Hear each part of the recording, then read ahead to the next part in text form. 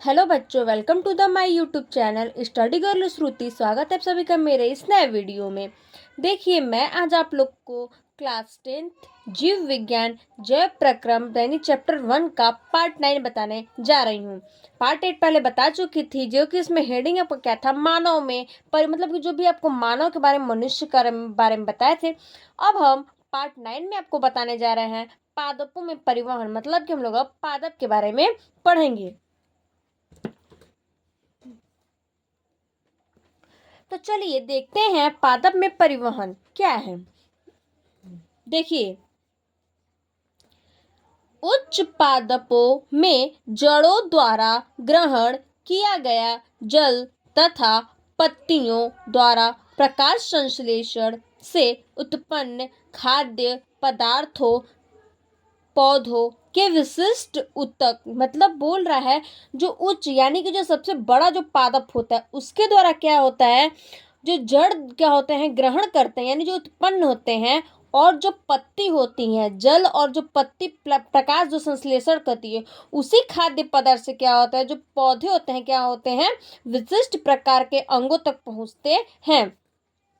मतलब कि जैसे मान लीजिए जो पौधा होता है वो क्या होता है, प्रकाश से पत्तियों से, मतलब प्रकाश से पत्तियों से और जल से क्या करता है, ये मतलब संश्लेषण करता है और क्या करता है, विशिष्ट से उसकी क्या होती है, खाद्य पदार्थ से क्या होता है, वो बढ़ता है यानी ग्रोथ करता है। वैसे ये भी है जो किसी में विशिष्ट ऊतकों द्वारा होता है, यानी कि ये जो हम लोग के बॉडी में यानी शरीर में जो ऊतक है उसी के द्वारा हम लोग के अंग तक क्या होता है, पहुंचता है। पौधों में जल एवं खाद्य पदार्थों का इस प्रकार की पहुंचने की क्रिया को परिवहन कहते हैं। ये बोल रहा है कि ऐसे जो पौधे और जो जल हैं यानी उसके जो खाद्य पदार्थ है उस क्रिया को, पहुंचने की क्रिया को हम लोग क्या कहते हैं, पादप परिवहन कहते हैं।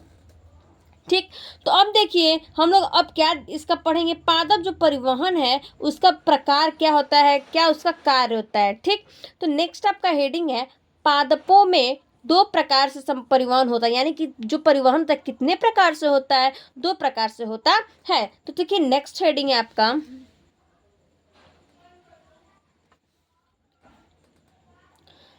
पादपों में दो प्रकार के परिवहन होते हैं। तो पहला आपका हेडिंग है जाइलम। जाइलम क्या होता है, देखिए जाइलम मृदा से प्राप्त जल एवं खनिज को जड़ से पादप के अन्य भागों तक पहुंचाता है। ये बोल रहा है जो जाइलम है वो जो मृदा होता है उसी से क्या होता है, जो खनिज यानी कि जो मृदा से जो प्राप्त होता है जल, ठीक, उसी खनिज के जो जड़ से क्या होता है प्राप्त होता है उसी को हम लोग क्या बोलते हैं, जाइलम कहते हैं। मतलब जो जाइलम ये चीज होता है, मृदा मतलब कि जो मरी हुई होती है, ठीक, तो उसी के खनिज और जो जड़ होते हैं उसी के पादप से हम लोग जो भाग्य होता है उसी को पहुंचाता है, उसी की क्रिया को हम लोग क्या बोलते हैं, तो जाइलम कहते हैं। नेक्स्ट रीडिंग है आपका फ्लोएम। फ्लोएम क्या होता है, देखिए फ्लोएम पत्तियों द्वारा बनाए गए खाद्य पदार्थों को पादप के सभी भागों तक पहुंचाता है।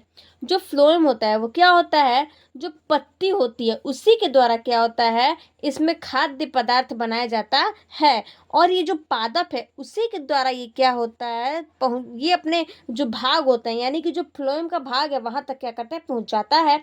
तो इस क्रिया को हम फ्लोएम कहते हैं। ठीक, अब देखिए नेक्स्ट हेडिंग क्या है। नेक्स्ट हेडिंग है देखिए वाष्पोत्सर्जन। वाष्पोत्सर्जन क्या होता है, तो चलिए देखते हैं वाष्पोत्सर्जन।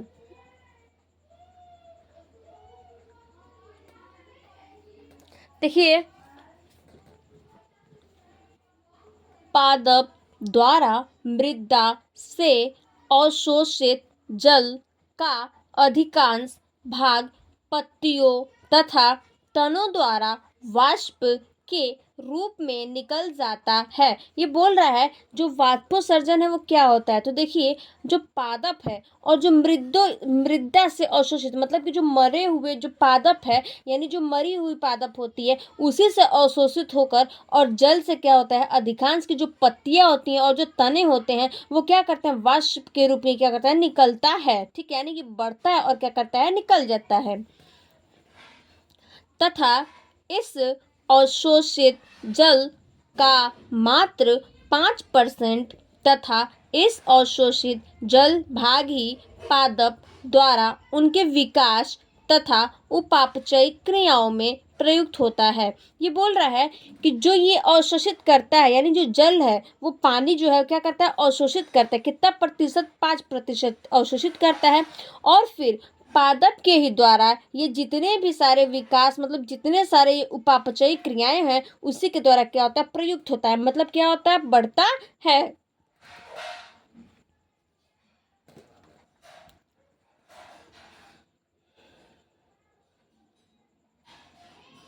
जल के इस अधिकांश भाग का वाष्प के रूप में उत्सर्जन वाष्पोत्सर्जन कहलाता है। यानी जो जल होता है उसी के अधिकांश भाग के द्वारा क्या होता है जो वाष्प के जल होते हैं उसी के रूप में हम लोग उत्सर्जन करते हैं उसी को हम लोग क्या बोलते हैं वाष्पो उत्सर्जन कहते हैं। ठीक, तो देखिए नेक्स्ट हेडिंग है वाष्पो उत्सर्जन की आवश्यकताएं यानी जो वाष्प उत्सर्जन है उसकी आवश्यकताएं क्या हैं। तो चलिए देखते हैं। मतलब चौथा हेडिंग है वाष्प उत्सर्जन की आवश्यकताएं। तो इसमें पहला हेडिंग है ताप का नियमन। देखिए वाष्प उत्सर्जन के कारण जल ही वाष्प बनता है। जो वाष्प उत्सर्जन है उसी के कारण क्या होता है जो जल होता है वो वाष्प में बन जाता है जिससे ठंडक पैदा होती है। जिससे क्या होता है ठंडक यानी क्या होता है ठंडा हो जाता है। अतः पादप झुलसने से बच जाती है। जो पादप होती है मतलब कि जो पौधे होते हैं वो क्या करते हैं झुलसने से और मृदा बनने से क्या होता है बच जाता है। फिर वो क्या होता है उसकी मतलब वो क्या होता है मृदा नहीं हो पाता है और ये उलझ नहीं पाता है। किस कारण? तो ठंडक के कारण। जो क्या करता है जो जल वाष्प करता है उसी ठंडक के कारण ये जो पादप होती है यानी कि जो पौधा होती है वो झुलसता नहीं है बच जाता है। इसी को हम लोग ताप का नियमन कहते हैं। नेक्स्ट हेडिंग है आपका खनिज लवणों की प्राप्ति। मतलब दूसरा इसमें है। ठीक, तो खनिज लवणों की प्राप्ति कैसे होती है। देखिए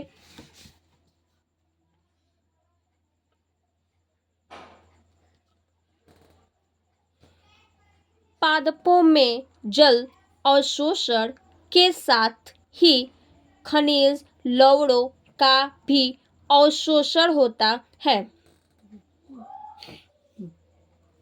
देखिए जो पादप में जल अवशोषण होता है उसी के साथ क्या होता है जो खनिज लवण है उसका भी अवशोषण होता है। किसके में? तो खनिज पादपों में और खनिज में मतलब कि पौधों में और खनिज में ही क्या होता है इसकी जो लवण होती है उसी के साथ ये अवशोषण करता है।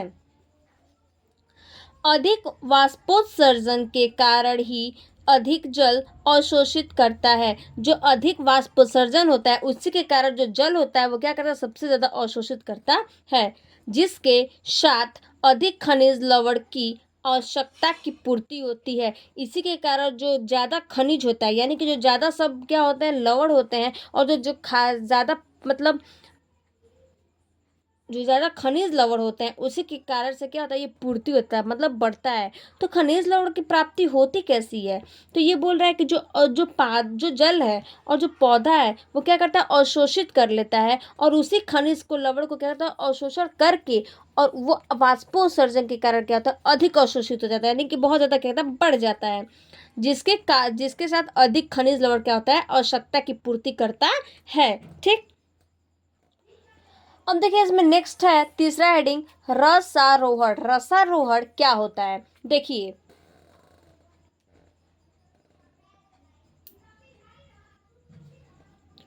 वाष्पोत्सर्जन के कारण चूषण दाब उत्पन्न होता है। वाष्प जो उत्सर्जन होता है उसी के कारण क्या होता है, जो चूसर दाब होता है वो उत्पन्न होता है, जो रसारोहण के लिए आवश्यकता होती है। जो क्या होती है, रसा जो रोहण होती है वो क्या होती है, बहुत ज़्यादा उत्पन्न होती है। जैसे एग्जाम्पल में देखिए, वसंत ऋतु में जड़ तथा तने के ऊतकों में भंडारती शर्करा का स्थानांतरण कलिकाओं में होता है। जो वसंत ऋतु में जो मतलब जो जड़ होता है या जो तने होते हैं वो क्या होते हैं, बहुत ज़्यादा होते हैं और जो झड़ जाते हैं उसी के कारण क्या होता है,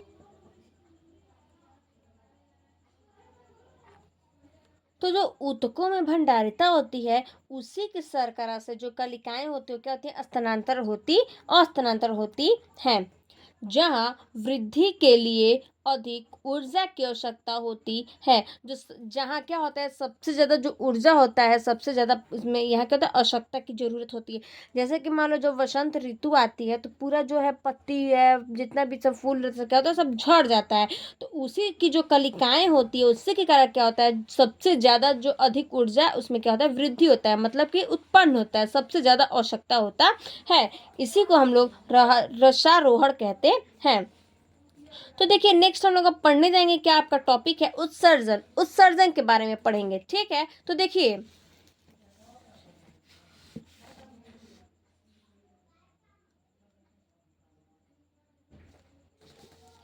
उत्सर्जन क्या है, शरीर के होने वाली विभिन्न उपापचयी क्रियाओं के परिणाम स्वरूप हानिकारक तथा अपशिष्ट पदार्थों का निर्माण होता है।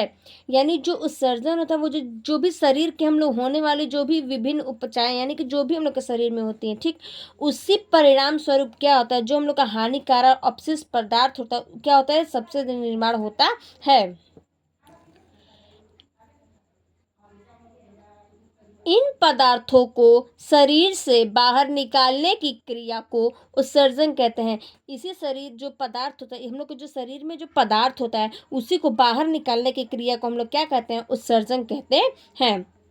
तथा उत्सर्जन को संपन्न करने वाले अंग को उत्सर्जी अंग कहते हैं। इसी को हम लोग क्या कहते हैं, जो भी हम लोग मतलब उत्सर्जन को कहते हैं संपन्न करते हैं उसी अंग को हम लोग क्या बोलते हैं, उत्सर्जी अंग कहते हैं। जैसे कि जो उत्सर्जन बस ये है कि जो हम लोग के शरीर में मतलब जो क्रियाएं होती हैं, जो उपापचाई होती हैं और जो हम लोग हानिकारक होता है हम लोग के शरीर के लिए, उसी के जो पदार्थ है उसमें क्या करता है, निर्माण होता है। ठीक, और जो पदार्थ हैं वो हम लोग के शरीर से क्या होता है, बाहर निकल जाती हैं और उसी की क्रिया को हम लोग क्या बोलते हैं, उत्सर्जन कहते हैं। जैसे में उत्सर्जन को हम लोग संपन्न करने के लिए क्या करते हैं, जो उत्सर्जी अंग है उसको हम लोग क्या करते हैं, उत्पन्न करते हैं, मतलब कि संपन्न करते हैं, ठीक सहायक रहते हैं। ठीक है, उसी को हम लोग क्या बोलते हैं, उत्सर्जन कहते हैं। अब देखिए नेक्स्ट आपका हेडिंग है क्या, इसके प्रकार और कार्य, मतलब कि उत्सर्जन के प्रकार और उत्सर्जन के कार्य क्या हैं, चलिए उसको हम लोग पढ़ते हैं। देखिए उत्सर्जन के प्रकार यानी उत्सर्जन के प्रकार क्या क्या हैं और कैसे होते हैं। तो देखिए उत्सर्जन के प्रकार, पहला आपका हेडिंग है इसमें क्या, अमीनो अम्ल उत्सर्जन। अमीनो अम्ल और उत्सर्जन क्या होता है, देखिए इसमें उत्सर्जित पदार्थ अमीनो अम्ल होता है। यानी अमीनो अम्ल में क्या होता है, सिर्फ इसमें जो पदार्थ है वो क्या होता है, उत्सर्जित होता है, उसी को हम लोग क्या बोलते हैं, अमीनो अम्ल कहते हैं। जैसे एग्जाम्पल में देखिए घोंघा, दूसरा है सीपी, तीसरा है इकानोडर्मेटा, इकानोडर्मेटा और घोंघा। घोंघा आप लोग जानते हैं जो पानी में होता है। ठीक, घोंघा हुआ, शिपी हुआ और इकानोडर्मेटा हुआ। ठीक, इसी सब के क्या होता है, उत्सर्जी है, यानी कि अमीनो में उत्सर्जन होता है, अम्ल में होते हैं। ठीक, नेक्स्ट हेडिंग है आपका अमीनो उत्सर्जन। अमीनो उत्सर्जन क्या होता है, देखिए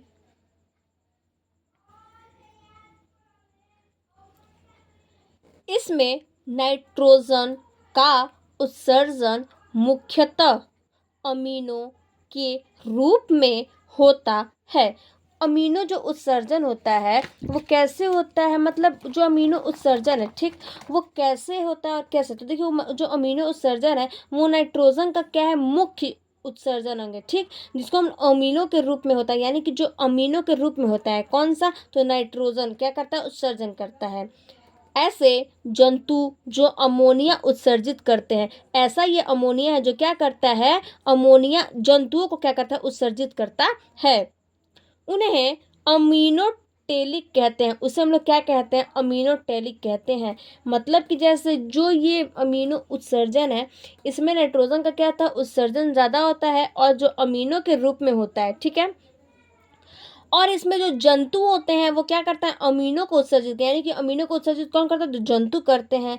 और अमीनो टो हम लोग इसको और क्या बोल सकते हैं, तो अमीनोटेलिक कहते हैं। जैसे देखिए अमीनो उत्सर्जन किस में होता है, जैसे मछलियाँ हुआ, उभयचर, उभयचर पानी में होते हैं, यानी कि जो उभयचर हुआ और जो मछलियाँ, उसमें क्या होता है, अमीनो उत्सर्जन का होता है, ठीक है। अब नेक्स्ट हेडिंग तीसरा है आपका क्या, यूरिया उत्सर्जन। यूरिया उत्सर्जन क्या है, देखिए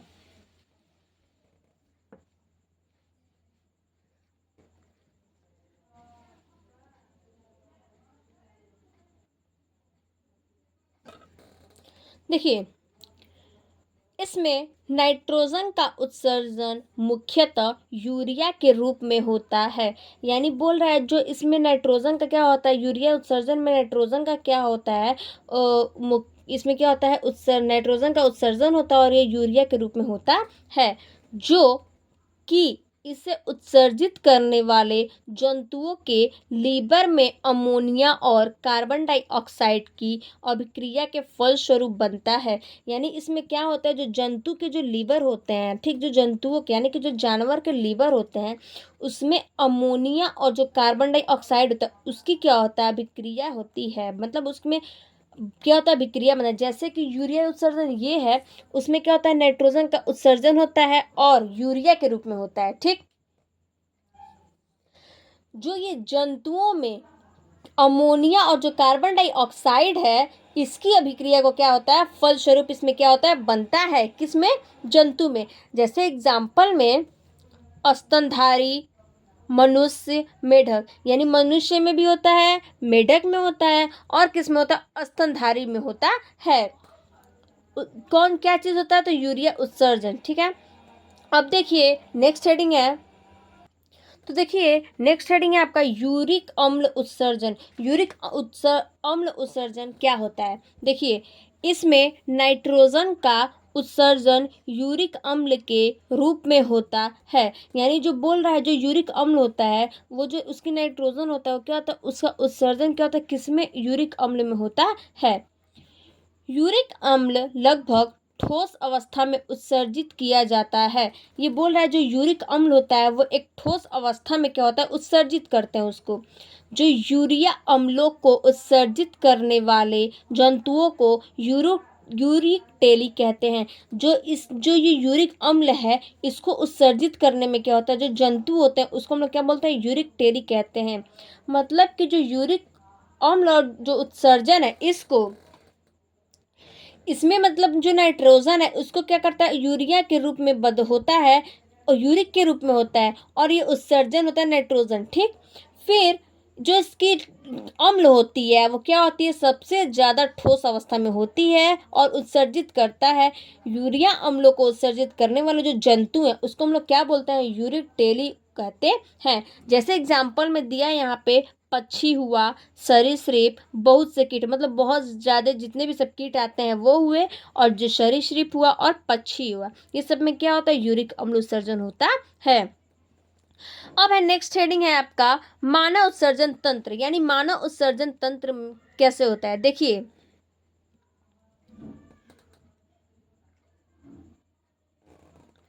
मानव उत्सर्जन तंत्र का मुख्य कार्य शरीर से अपशिष्ट पदार्थों जैसे यूरिया आदि को बाहर निकालना होता है। मानव उत्सर्जन तंत्र ये है जो हम लोग का शरीर का जितना भी जो अपशिष्ट पदार्थ है, मतलब जितने भी सब खराब पदार्थ हैं, वो यूरिया को क्या करता है, यूरिया के सहायता से वो क्या करता है, हम बाहर निकालता है। मनुष्य में मुख्यतः उत्सर्जी अंग वृक्क होते हैं। जो मनुष्य में होते हैं उत्सर्जी अंग, वो क्या होता है, उससे हम लोग क्या कहते हैं, वृक्क होते हैं, यानी उसमें वृक्क होते हैं। इसमें संबंधित अन्य सहायक उत्सर्जी अंग निम्नलिखित है। यानी ये बोल रहा है कि मानव शरीर में हम लोग जो कार्य होता है, जो लोग शरीर के बॉडी में जो कार्य होता है शरीर से, वो अपशिष्ट पदार्थ होता है। जैसे कि यूरिया को क्या करता है, यूरिया की सहायता से क्या करता है, वो बाहर निकालता है। और मनुष्य को उत्सर्जी अंग के क्या होता है, वृक्क, और हम लोग इसको वृक्क कहते हैं। इसमें से जो कि सबसे ज्यादा क्या है, उत्सर्जी अंग इसमें बहुत ज्यादा प्रकार के हैं। जिसमें पहला है क्या, देखिए, पहला है मूत्रवाहिनी, दूसरा है मूत्राशय, तीसरा है मूत्रमार्ग। तो मूत्रवाहिनी, मूत्राशय और मूत्रमार्ग तीन क्या है, इसका एग्जाम्पल है। ठीक है। अब नेक्स्ट हेडिंग है वृक्क या किडनी, यानी कि वृक्क और किडनी क्या होता है। देखिए,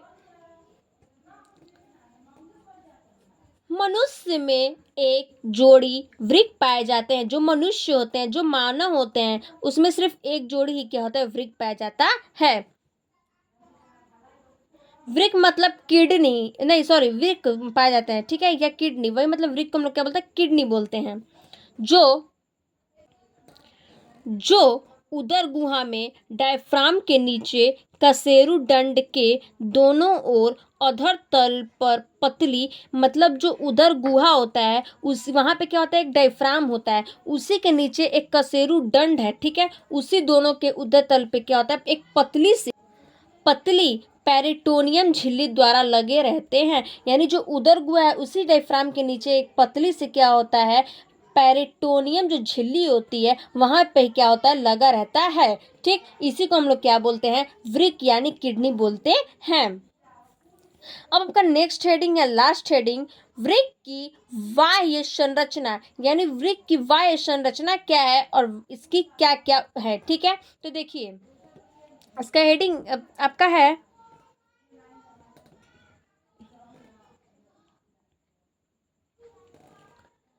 वृक्क सेम के बीच की आकार के कत्थई, लाल, भूरे रंग के अंग होते हैं। ये बोल रहा है जो वृक्क होता है, यानी जो हम लोग का किडनी होता है, वो सेम होता है ना, जो हम लोग सब्जी में सेम होता है, उसी जो सेम में जो बीज होता है, उसी बीज के क्या होता है, ये किडनी उसी आकार का होता है। और जो इसके रंग होते हैं वो कत्थई कलर के होते हैं, मतलब कि भूरे रंग के होते हैं। और देखिए इसकी लंबाई, यानी यह लगभग 10 सेंटीमीटर लंबा और 5 से 6 सेंटीमीटर चौड़ा तथा 2 से 5 सेंटीमीटर मोटा होता है। यानी ये जो किडनी है, जो वृक्क है, इसकी जो लंबाई होती है वो 10 सेंटीमीटर होती है और इसकी चौड़ाई 5 से 6 सेंटीमीटर होती है। ठीक। और जो इसकी मोटाई होती है, यानी जो इसकी मोटा होता है, वो 2 से 5 सेंटीमीटर होता है। पुरुष में वृक्क का भार, यानी जो पुरुष होते हैं उसमें वृक्क का भार देखिए कितना होता है, 130 से 160 ग्राम होता है, तथा स्त्री में 110 से 150 ग्राम तक होता है। यानी ये बोल रहा है जो मनुष्य होते हैं उसमें कितना होता है, जो मनुष्य होता है उसका भार कितना होता है, 130 से 160 ग्राम होता है। और जो स्त्री होती है, मतलब जो औरतें होती हैं, उसमें कितना होता है, 110 से 105 ग्राम तक होता है। वृक्क के ऊपर अधिवृक्क ग्रंथि पाई जाती है। जो वृक्क होता है, यानी जो किडनी होता है, उसी के ऊपर अधिक वृक्क एक ग्रंथि होती है, जो क्या होता है, उस पर पाया जाता है।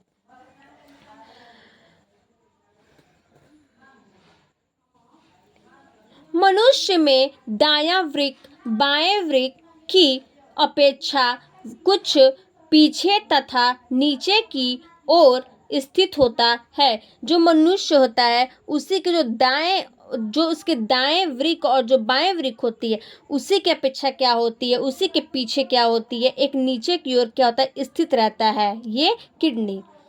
वृक्क का भीतरी किनारा धंसा हुआ या अवतल तथा बाहरी किनारा उभरा हुआ या उत्तल होता है। बोल रहा है जो वृक्क होता है यानी जो किडनी है उसी के जो अंदर यानी भीतर एक किनारा सा क्या होता है, धंसा रहता है। ठीक है, धंसा हुआ रहता है। कैसा रहता है, अवतल, जो जो अवतल होता है ना, लेंस जो हम लोग होते हैं और फिजिक्स में हम लोग पढ़ते हैं लेंस, तो जो अवतल लेंस होता है ना उसी के आकार की तरह होता है, जो कि कैसा होता है, बाहर किनारा उभरा हुआ, यानी क्या होता है, अवतल लेंस होता है जो उभरा हुआ रहता है, उसी को मतलब अवतल लेंस बोलते हैं। तो वही अवतल लेंस की तरफ बाहरी की तरह किनारा होता है और जो उभरा हुआ रहता है उसी को हम लोग उसी को या उत्तल होता है। ठीक, उसी को क्या बोलते हैं हम लोग, वृक्क कहते हैं यानी किडनी बोलते हैं। अवतल तल भीतर की ओर धंसकर एक गर्भ बनता है, यानी जो अवतल तल होता है वो कैसा होता है, भीतर की तरह होता है, यानी कैसा, धंसा हुआ होता है। और इसका जो गर्भ होता है वो कैसा, उसका धंस कर क्या होता है, एक गर्भ बनाता है, यानी गर्भ को हम लोग क्या बोलते हैं इंग्लिश में, पेट, जिसे नाभिक या फाइलम कहते हैं, जिसे हम लोग क्या बोलते हैं, नाभिक। जो नाभिक है हम लोग का वही है। ठीक, यानी हम लोग वो धंसा हुआ है और कैसा है, वो अवतल लंस की अवतल की तरह है। ठीक, कैसे, भीतर धंसा हुआ, क्या है, भीतर धंसा हुआ है, तो जिसे हम लोग क्या बोलते हैं, फाइलम कह सकते हैं या फिर नाभिक कह सकते हैं। यहाँ से मूत्र नलिका निकलती है। यहाँ से क्या निकलती है, हम लोग की मूत्र जो नलिका होती है वो निकलती है, जो उदर के निचले भाग में स्थित थैलीनुमा मूत्राशय में खुलती है। यानी ये जो हम लोग के उदर है उसी के नीचे के भाग के में क्या होता है, ये खुलता है, जहाँ हम लोग का थैलीनुमा यानी कि जहाँ हम मूत्राशय के पास का एक थैली है, थैली है, उसी मूत्राशय में क्या होता है, खुलता है।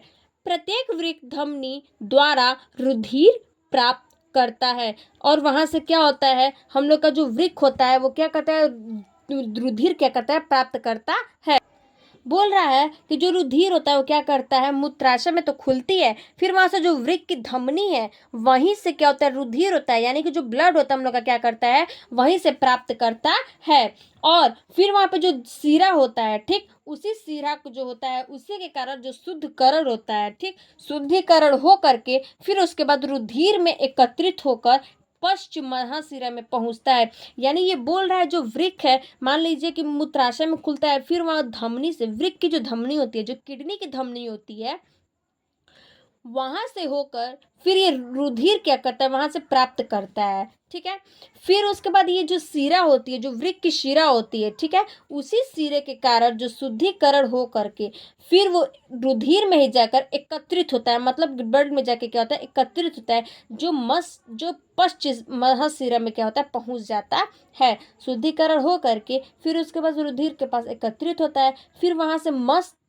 पश्च जो शिरा हो, महाशिरा होता है, उसी में जाकर क्या करता है, पहुंच जाता है। ठीक है, अब हम लोग नेक्स्ट वीडियो में पढ़ेंगे वृक्क की आंतरिक संरचना, मतलब वृक्क की संरचना पढ़ेंगे, और जो भी उसके कार्य हैं, नेफ्रॉन संरचना जो भी है हम लोग उसके बारे में पढ़ेंगे। ठीक, तब तक के लिए धन्यवाद, नेक्स्ट पार्ट में पढ़ेंगे।